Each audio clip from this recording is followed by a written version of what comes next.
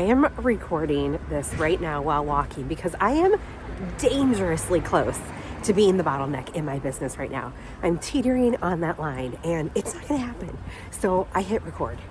This idea of being the bottleneck is not something that's new, and it's definitely not something that you are alone on if this happens to be something that you time to time fall into yourself. And in this particular episode, I want to talk through and have a conversation with you about what is a sign that you are being the bottleneck? When does it tip into the point of being a problem? And when do you need to redesign your model and your system a bit so that you are not the bottleneck, keeping your business from moving forward on delivering the things that you need to deliver on? In any role you play, in any organization, on any team, if you have commitments to other people in some way, shape, or form, be it your clients or your teammates, there's always going to be a chance that we're going to become the bottleneck. But when you have founded a company, when you have an idea, a vision, a process that you are bringing to life, it becomes increasingly more likely that you will be the bottleneck at more points. And this is when it becomes a problem because things start to stack up. You're unable to hit all of the touch points and the to-dos that you need to hit to keep all of the things moving. And this is what we need to break down and talk about today and figure out, okay, are you the bottleneck? And if so, how do we remove you from being the bottleneck increasingly so things can keep moving even if you have an off day? For example, most things in my companies keep moving without me, and some to different degrees depending on what my role is in any given process. Some things 100% can move forward without me. Other things, like recording a podcast episode, for example, I actually have a key role in that process. Without me giving this input of the recording, the podcast episode, the video does not go forward.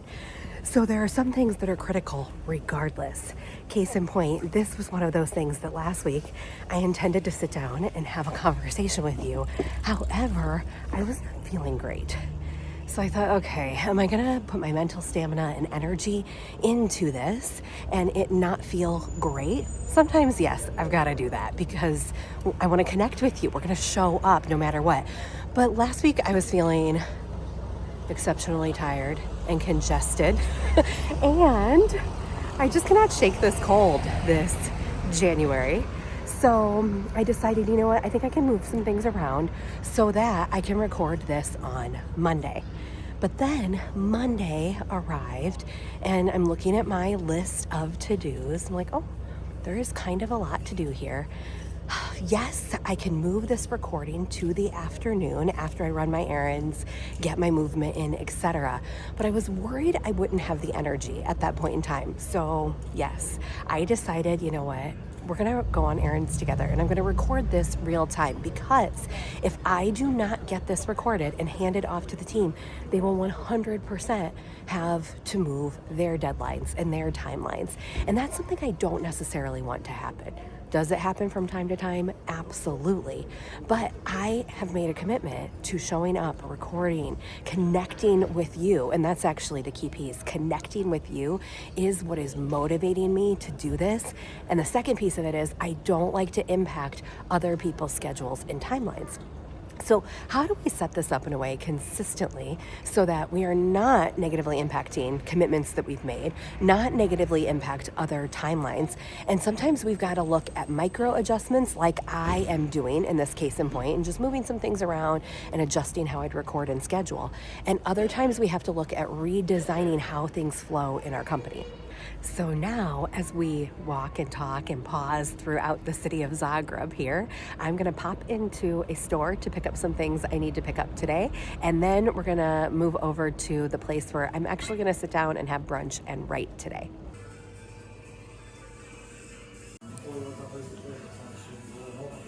Based on what I know about you and what I discuss with my colleagues and my clients, oftentimes being the bottleneck isn't a case of not caring. It's actually the opposite. It's that you care deeply about the results that need to be executed, the level of quality that you're delivering for your clients, for your customers, for your team members, and handing things off. So we've got to make sure that whatever process or system you design underscores that quality is not diminished and that you continue to deliver at a high level and potentially even better because there's clarity of expectations on who is doing what and what is needed when, and things start to come off of your plate through either team or through strong systems design and automations. So I like to think of this in twofold. Number one, putting automations and systems in place so there's as little hands-on work as possible, meaning someone's hands are not touching the computer or the product or the production if it is not needed. Can we automate this and streamline this in some way using technology such as Zapier or Make or other technologies? The second piece is that if there's team handoff, it's so important that everyone knows what's getting handoff when, what my actual piece in this process is, what do I own, and what is the measure of success around that. For example, I need to get this recorded by a certain time, or the dominoes will not continue to fall. And we want there to continue to be an easy progression through that process.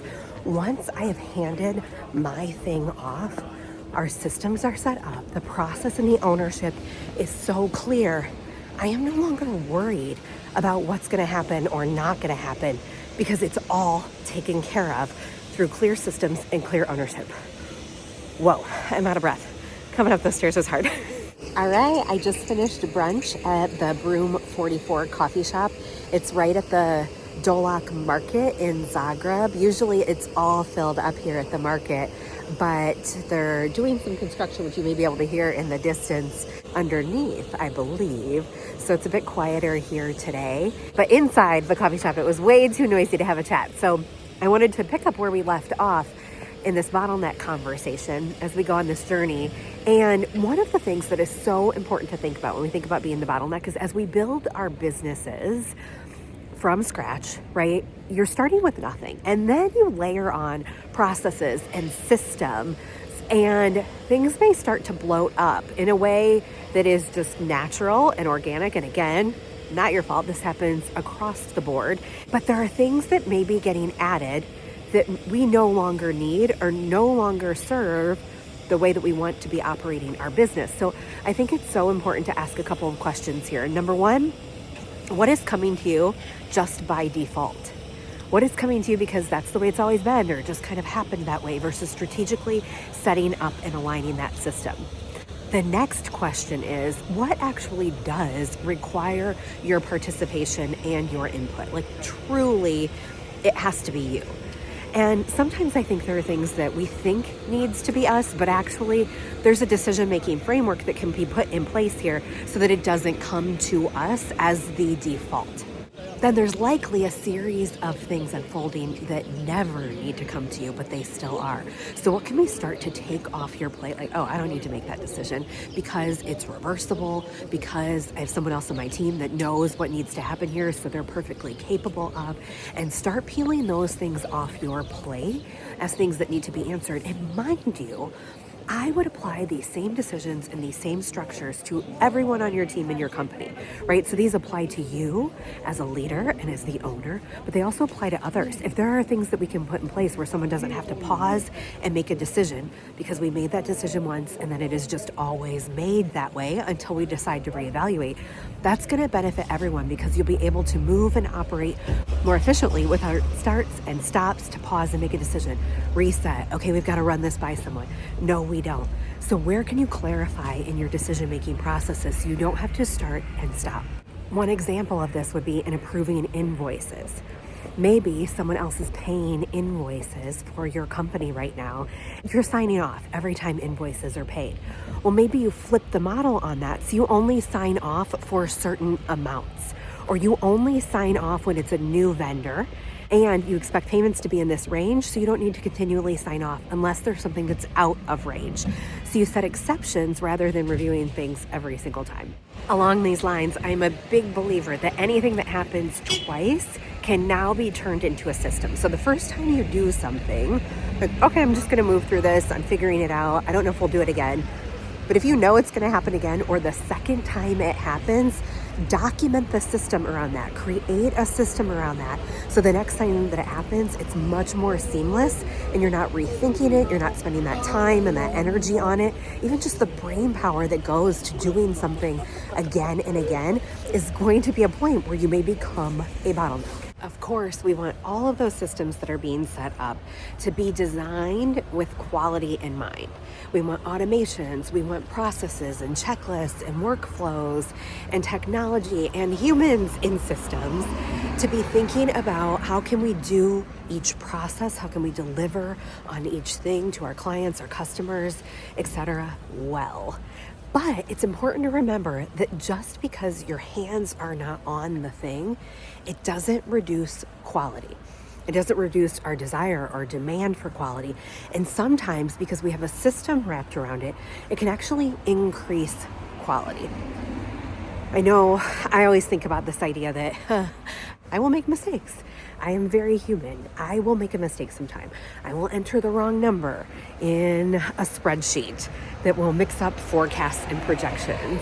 I will mishear something or misunderstand something and communicate the wrong thing, whatever it may be. We're going to make mistakes, but when we can automate and streamline and put processes in place, that will reduce the mistakes that we make. Now, simply because you are handing something off to someone or a system that's automating some workflow, it doesn't mean that your leadership diminishes. So simply because we are putting systems in place, it doesn't mean that your responsibility or the need for you to have presence in the organization, in the team, in the company goes away. What we're simply doing is we're automating and streamlining those things that we can, potentially product fulfillment, client delivery, right? Customer service, those things that happen on repeat and that can be streamlined and systematized. And then you have time and energy to pour into improving your next product development, the next revenue generating activity for the company. Showing people, teaching, training, having conversation with people that shows them how your company can serve better, the values of your company, demonstrating shifts in perspective and thinking that are going to allow everyone to elevate and improve what they're delivering and the quality of what they're delivering, right? It also allows you to spend time on strategy and vision and seeing what's happening in the market so you can identify the next best way forward. So again, it doesn't remove you completely from the organization, but what it does is it removes you from the minutia. Ideally, systems are set up in places so that most of your team member are removed from the minutia, what we call the $1 bill versus the $100 bill. When the $100 bills represent your high impact activities that are going to get you a bigger return on your investment. And the more people you have spending on time on $100 bills, right? Okay, the overall value is increasing across your company, across your business. So you aren't removing yourself completely from this business, but your presence is showing up in a different way, and you're removing yourself from the noise. The construction keeps popping back in here and there, so the noise is present for me right now. And so where you can remove yourself from the minutia and your team and stop the noise and the distractions and the clutter and really focus on those things where everyone, your entire team and all of your systems and your processes are set up in a way that's going to offer and deliver increased value, this is only going to elevate everything. And as you do this and as you watch for this and we're removing ourselves from the noise, we are cutting down opportunities for bottlenecks to emerge. So the shift that we make to focusing on those higher impact activities is going to reduce the noise. It's going to reduce the touch points and the opportunities for us to become the bottleneck. And we increasingly have less touch points, we have less time drains, and we have less opportunity to become the bottleneck. Okay, now that we've looked at some of the themes that may come up when we're being bottlenecks and some ways to shift our thinking, now let's look at some very tangible things that we might shift in our behavior to stop being the bottleneck. And a lot of these tie to how we respond, how do we connect with people, clients, customers, team members, and how do we approach these situations. So first up, let's take a look at responsiveness. So this is a little bit embarrassing, but in corporate, my first out of college job, I made it a game for myself to reply to emails. That might be Slack messages today if there were an equivalent, but to reply to emails, messages very quickly. Something came in, I made it a game for myself to respond so quickly and so comprehensively that no one else had to worry about anything. And what happened there? I started shifting responsibility for questions and answers to myself, which at the time was fine. But from a leadership perspective, as you grow over time, you're like, wait, now that falls to you. You've taken on responsibility for answering these questions so clearly, so comprehensively that, hey, if you don't answer, you start to become the bottleneck. Whoa, we're going up a big hill here, so I'm probably going to be out of breath in a second. So as you think about this, right, where are you in places that you are responding with instruction, when you are giving all of the answers, when you are always so on, you're like, it has to be me replying, and we are shifting responsibility for those things to you all the time. Now, again, this is something that happens when you're building companies, when you're managing projects, when you're managing teams. But at some point, we've got to shift responsibility and share that with others. So maybe you don't reply so quickly. Maybe you let things sort of percolate and see where they go. Maybe you don't reply with instruction every time so that people are waiting for you to know what their next move is. But you reply with questions, guiding people to find answers for themselves and giving you the opportunity to still reply and reflect, ask the question, what would you do in this situation? I don't really know what to do here. What do you think? Let them come back with an answer and say, that's a great idea. Thank you. Oh, okay, good. We're starting to shift responsibility from you carrying all of that weight, having all the answers, being the bottleneck, to sharing that responsibility with someone. Secondly, a shift that we have made on my teams, in my companies, is to make decisions and tackle big topics in a weekly team meeting. So a lot can be covered by email, a lot can be covered in Slack and in messages. However, those things start to stack up and create friction so that you become the bottleneck and you become message, email, replier, and everyone on your team and company really becomes message, team, replier, and they're not doing the work that needs to be done. And there's back and forth, versus, hey, we've got to talk about this thing. It is important, but not necessarily urgent. So we're going to put this on the agenda for the next meeting. Then when you go to the next meeting, you have an opportunity to ask all the questions that need to be asked, hear from each other, problem solve, strategize together, and make a decision in one point in time, versus it dragging out in back and forth messages, question, answer, waiting, right, reacting, and it's stretching out and consuming, again, your time. $1 bill, versus you could get on a weekly call, have one solid conversation, $100 bill piece of time, and make a strong decision in one fell swoop versus stretching it out. So instead of a million Slack messages back and forth or emails back and forth, there's an opportunity to have one meeting, discuss everything that's needed. People can come prepared to that meeting with the information that's needed and make a final decision.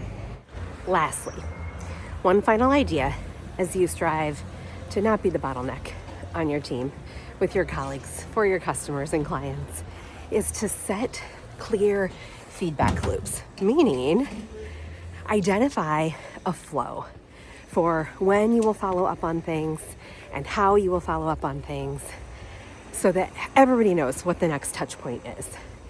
For example, if someone is left wondering, I don't know when I'm going to hear back from them. I'm waiting on you for this thing. And they don't know exactly what feedback they're going to get.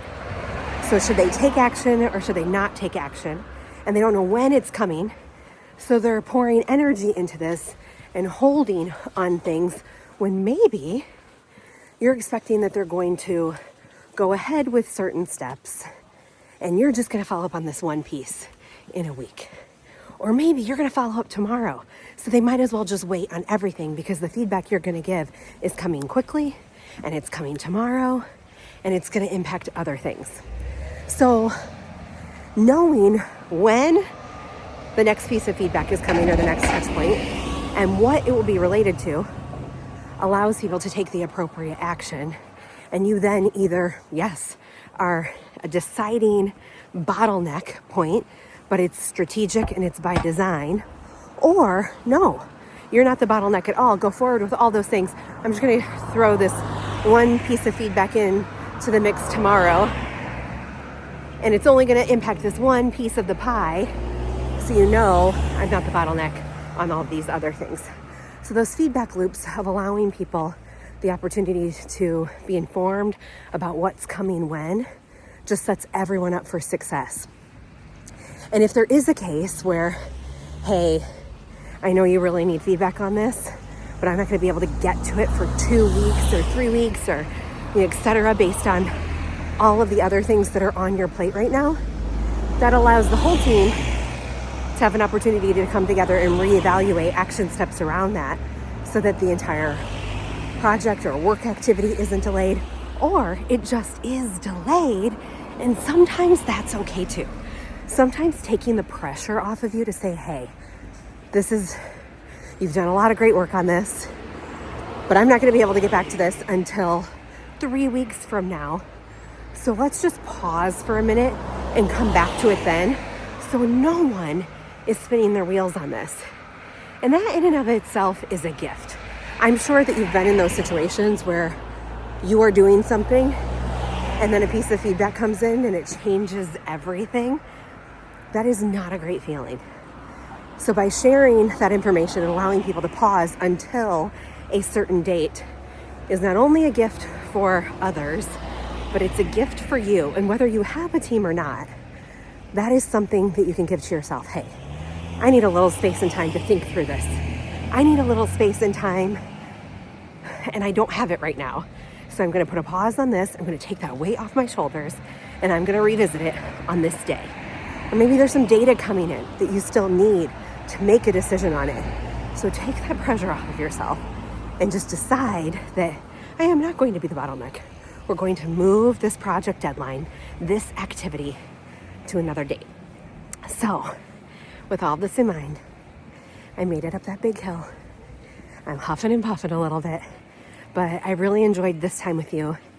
And I hope there were some pieces in here that were helpful as you think through being the bottleneck with the team, getting systems in place so that it reduces opportunities for becoming the bottleneck, and then rethinking and reframing how you lead and how you engage and what presence is, and how you can take some pressure off of yourself if you ever feel like the bottleneck, like I know I do sometimes. And when it comes to me teetering dangerously close to that bottleneck line, today was not the day. It was such a pleasure hanging out with you. We headed out of the house together. We made it to run a couple errands. I swung by, what is this, like a fitness store? It's part fitness, part nutrients, but I got some of my clear protein powder. I swung by, I didn't go in because it was locked, but I would have popped in an art gallery, stopped at the coffee shop to have some brunch, and did a little bit of writing, and then continued our walk home. I was also hoping to find a watch repair store to take Matt's watches to get his batteries replaced, but I ran out of steam for that one, so that can wait until another day. And as a reminder, as you are walking this path and going on this journey, everything you're doing is right on time, so keep moving forward and focus on those $100 bills. See you next time.